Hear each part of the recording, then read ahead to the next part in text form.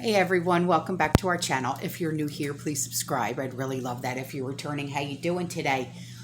If you haven't signed up for our newsletter yet, please do so.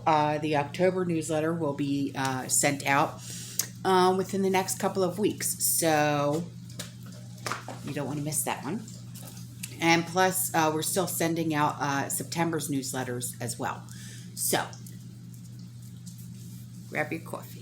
Maybe some chocolate, because you just never know with me or Trish. And if you haven't heard the good news, Andrew is home. So we're so excited about that. So I want to talk about what some of you guys sent me, okay, in emails. I won't, because I value your privacy. I'm not going to say your names, okay? But I will discuss what was sent in the emails, and then we'll get into the meat and potatoes of some articles, okay? So, one email that I got says, hi ladies, I just spoke to Trish about the banks, okay? And I noticed changes in my bank. She said, I live in Ocala, Florida, which is about 45 minutes, maybe a little close to an hour away from me, okay? She said, my bank, which was once AM South, it changed in 2008 to Regions Bank. I've been with them since 1999. She said, last May, my branch closed and now go to one 2 miles farther from me. Also, ATMs for the bank used to be $300 a day this past January. It changed to a maximum ATM withdrawal of $200 a day. Now, this may be TMI here, but my credit score has gone down, yet the bank has encouraged me to open up a savings account and a second checking account. I currently have one personal checking account and no savings, keeping it that way too. Yeah, I would too. Why are they encouraging? Oh, wait, that's right, because they get paid extra for every account that they open. Yeah.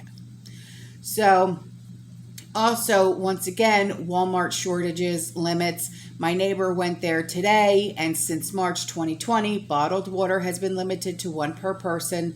This can be 1 gallon plus, say, a pack of 20 bottles of water, so a case of water. This has been the maximum amount and is still there. Autumn, I forgot to mention that earlier. Going to brave the stores and the ATM. She's gonna put on her her brave hat and go.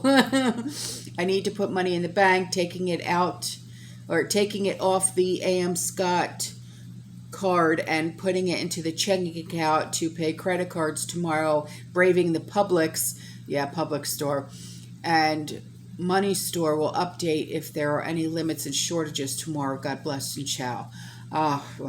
Good luck. Yeah. And this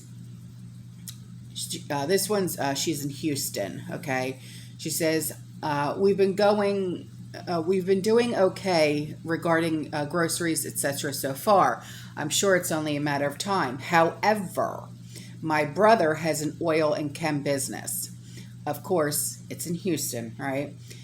He said he does modification of valves for his customers' needs so they can sell the valves to their buyers. Here's the rub. The companies who sell the very specific materials my brother needs in order to do the modifications have given him a heads up that there is a shortage and it's going to get worse. Maybe 3 to 6 month delay. But you and I know that's a guess at best. The reason for the problems aren't likely to go away anytime soon. I've been trying to share info about what's coming, but it took a situation that affects my brother's business for me to get his attention. I've been working on convincing him in regards to food shortages, the economy, etc. No luck. He'll need to see it for himself. Brothers are knuckleheads sometimes, but gotta love them. Yeah. I know brothers are knuckleheads, trust me.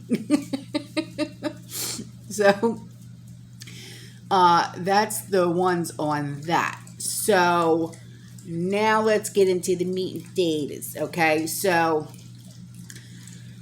where to go, where to go. There's so much to talk about. So much. I mean, so much.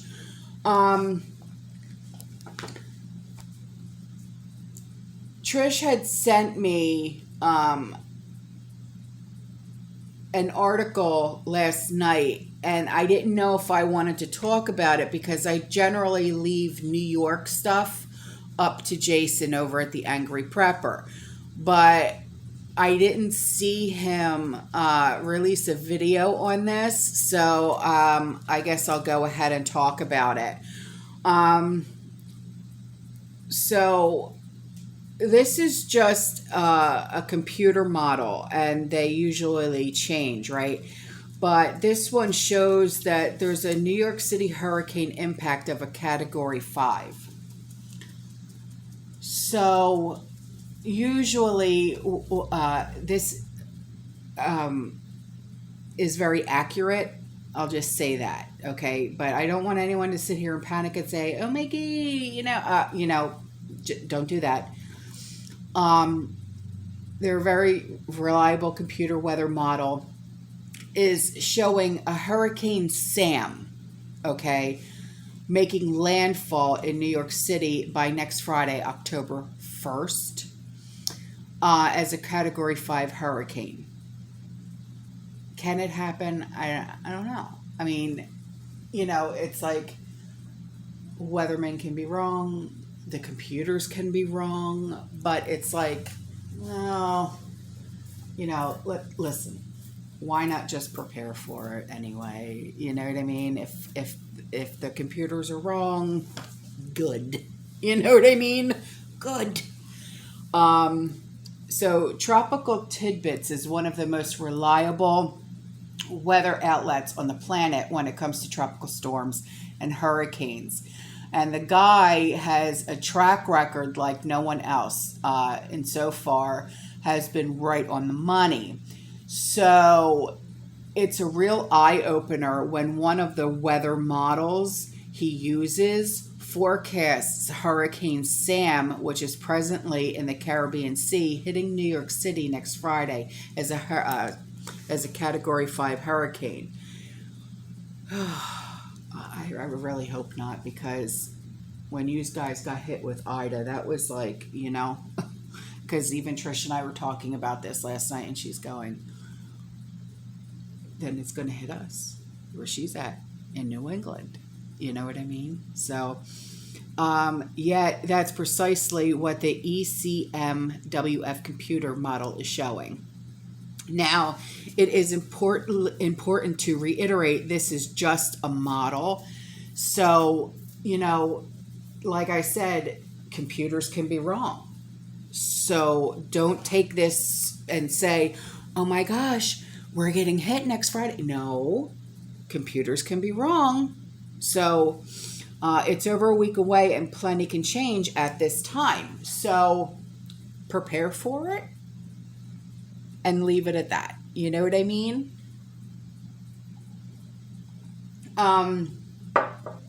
In fact, most computer models are way wrong this early in the forecast game.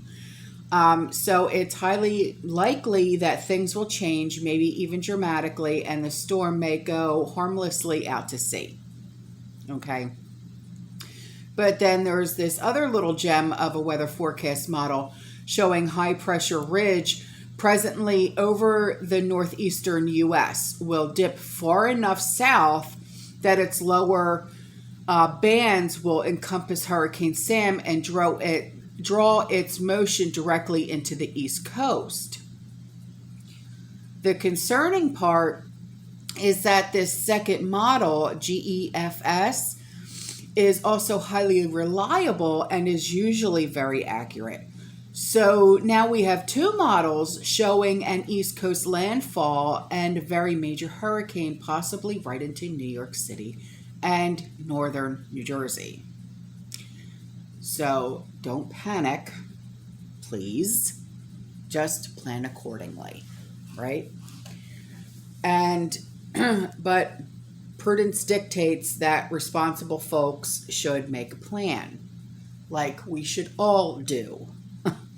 Um, but what are you going to do if a storm like this seems to be heading your way here in the New York City area? Did Ida catch you guys off guard?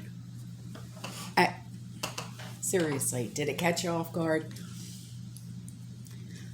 Did they forecast it to hit? I don't remember if it forecasted to hit you guys like it did. So I would prepare for this, regardless. You know, we all saw. Hang on. Okay, sorry about that. Andrew came home from the gym. So, okay, so we just keep an eye on this Hurricane Sam, okay? Because you know how unpredictable these things can be. So just keep an eye, okay? Now, the next thing that I want to talk about is what Congress did, okay? They quietly snuck something in to a bill, all right? Now, this article is very long, so we're just going to talk about this briefly, okay? On July 28th of this year, a new bill was introduced to the House of Representatives. Now, this bill was sponsored by Congressman Don Beyer, and that's Beyer, aims to regulate cryptocurrencies, but it does more. The bill is called Digital Asset Market Structure and Investor Protection Act. And for the majority, it sets out future rules for crypto. However, hidden in this bill, changes to the foundation of the dollar are proposed. And because nobody outside crypto, and frankly, few inside crypto, actually read the bill, these amendments have so far largely gone unnoticed. Cryptocurrencies have been making waves. Fans of crypto think they have the new medium of exchange. However, in the current proposed regulations, Congress clearly takes a strict approach towards crypto and its various use cases. The following article provides an overview of this new U.S. crypto regulations.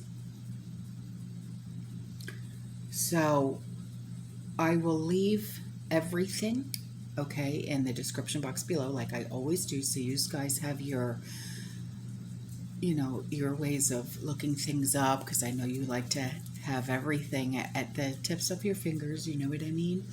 So this is for those of you that invest with crypto. I would read up on this, okay?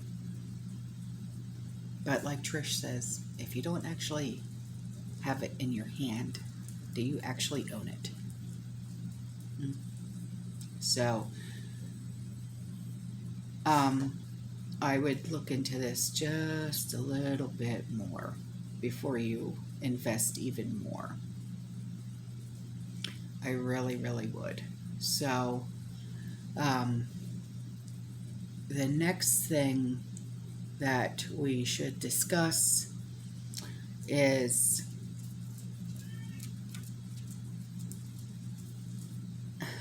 and this is going to impact all of us, especially me because of my husband, okay? It's the new Department of Homeland Security plans, because you all know that Sean works for Homeland Security, okay? The plans follow a March intelligence community report that deems white supremacy and violent domestic extremism as the most dangerous terror threat to the homeland. Does it, though? uh, the broad range of ideological motivations include racial bias, perceived government overreach, conspiracy theories promoting violence, and false narratives about unsubstantiated fraud in the 2020 election. He didn't elaborate on what he meant by perceived government overreach or conspiracy theories promoting violence. He did, however, assure lawmakers that his department is working hard to combat these perceived threats. One of the major touted by Mayorkas, that's Mayorkas, it's a very hard name to pronounce, is the newly branded DHS Center for Prevention Programs and Partnerships, formerly known as the Office for Targeted Violence and Terrorism Prevention. In conjunction with that, the DHS is in the midst of a $77 million grant program aimed to provide state and local institutions with tools to counter extremism. What do they consider extremism? If you have more food than you're supposed to have. You've all seen those things on social media. If you know somebody who has more than 3 weeks worth of food, please turn them in. I've seen it. Have you?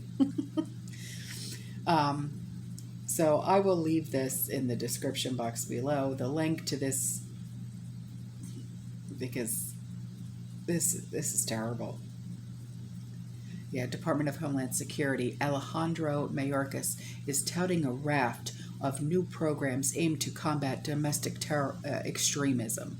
Domestic extremism, many of which are raising red flags among interest groups across the political spectrum. Define extremism. Would that include us? Just saying. So, and then this was also sent to me, and this is from American Military News. Lordy, lordy. This is going to be hard to talk about, I will say that.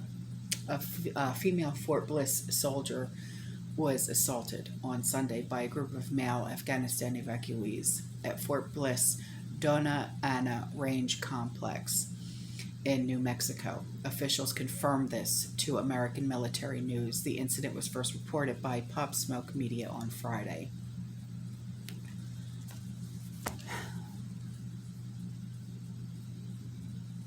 This is horrifying. It's horrifying. If you remember, back in February, I had done a video on a friend of mine who was in the Army. She lived on base in Hawaii, and she was taken from our world by her husband. He was also in the Army. He was sentenced just last week.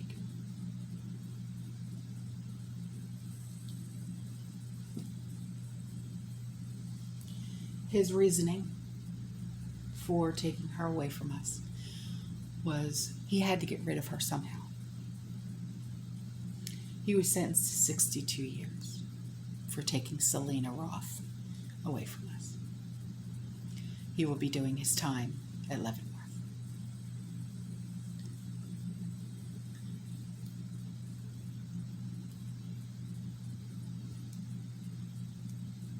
Will these refugees be convicted of doing things like this to our soldiers? I need to know. I can't even read this because I don't want to get upset. But I'll leave the link in the description box below for you, okay? Alright guys, that's all for this video. I love you. You stay safe. You stay positive. You keep prepping. And as always,